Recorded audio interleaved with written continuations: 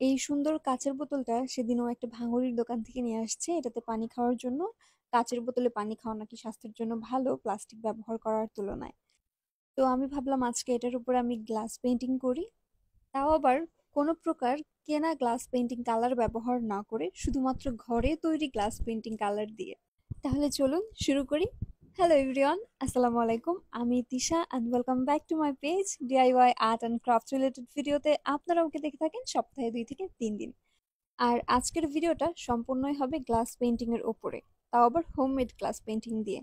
প্রথমে আমি কাঁচের বোতলটাকে খুব সুন্দরভাবে পরিষ্কার করে নিয়েছি এবং তারপরে বেশ কিছু হ্যান্ডমেড কোন আমি দেখলাম পড়ে রয়েছে, তো ভাবলাম এগুলো দিয়ে আমি প্রথম যে মেইন লাইনার সেটা করি।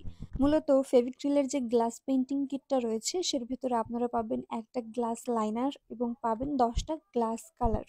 তো আমি এই গ্লাস লাইনারটা ব্যবহার না করে বাসার একটা কোন ব্যবহার করছি এবং এটা দিয়ে আমি মূলত এই লাইনারটা করছি। আমি লাইনারের জন্য কোনো প্রকার ডিজাইন আগে থেকে ভেবে রাখিনি, আমি জাস্ট নর্মালি এটা আর্ট করতেছি। আসলে কাজ করতে করতে একটা সময় গিয়ে দেখবেন যে আপনার অভ্যাস হয়ে যায়, আপনি কোনো কিছু চাইলে সেটা আন্দাজেই করে নেওয়া যায়। তবে আপনারা যদি বিগিনার হয়ে থাকেন তাহলে আমি বলবো গুগলে বিভিন্ন ধরনের ফুলের প্রিন্টেবল ছবি পাওয়া যায়, সেগুলো আপনারা নিয়ে প্রিন্ট করে তারপরে কাগজের উপরে আপনারা কার্বন পেপার দিয়ে আর্ট করে তার উপরে আপনারা গ্লাস কালার দিয়ে বা গ্লাস লাইনার দিয়ে ড্র করে নিতে পারেন, তাহলে খুব সুন্দর হবে। আর যেহেতু প্রথম প্রথম তাহলে আপনারা এভাবে করলে জিনিসটা খুব ইজি হয়ে আসবে। তো আমি এখানে নর্মাল দুইটা গোলাপের মতো কিছু একটা করতেছিলাম এবং তারপরে কিছু ফুল পাতাকলি এগুলো দিয়ে জাস্ট আমি আমার বোতলের যে সামনের দিকটা আছে সেটা কমপ্লিট করতেছিলাম। তো এই পর্যায়ে আমার কাজটা মোটামুটি কমপ্লিট, এটা একটু শুকায় নেব এবং তারপর আমি যাব কালারে। তবে কালার এটা না, আজকে আমি বানাচ্ছি আমার জন্য হোমমেড গ্লাস পেইন্টিং কালার, যেটা টেক্সচারটা একদম হুবহু কেনা যে গ্লাস পেইন্টিং কালার সেটার মতনই। একটা ফেভিক্রিলের গ্লাস পেইন্টিং কালার সেটের দাম অলমোস্ট 200-250 টাকা, কিন্তু আমি আমার এই হোমমেড গ্লাস পেইন্টিং কালারগুলো বানাইছি মাত্র 50 টাকা দিয়ে। আপনারা বিশ্বাস করবেন না, আপনি যে কোনো কালার, যত কালার চান সবগুলো বানাতে পারবেন মাত্র 50 টাকা খরচ করে। তো আমার এই গ্লাস পেইন্টিং কালারের ডিটেলসটা যদি আপনারা জানতে চান তাহলে আমাকে অবশ্যই কমেন্ট করে জানাবেন।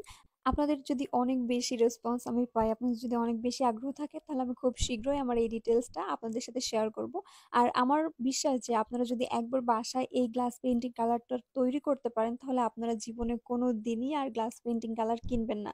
আবার একটা জিনিস আপনারা খেয়াল করবেন যে অনেক স্টেশনারি শপে বা আপনার এলাকার আশেপাশে গ্লাস পেইন্টিং কালার কিনতেও পাওয়া যায় না। সেটার জন্য কোনো অনলাইন পেজ অথবা আপনার যে কোনো বড় স্টেশনারি শপের খেয়াল বা খোঁজ করতে হয়। তো এই গ্লাস পেইন্টিং কালারটা বানানো যদি আপনি শিখে যান তাহলে আপনার সেটার চিন্তাও আর করতে হবে না, আপনি যত খুশি ততবার আপনার মন মতো বানিয়ে একদম ব্যবহার করতে পারবেন এবং খুবই স্বল্প খরচে এটা সম্ভব।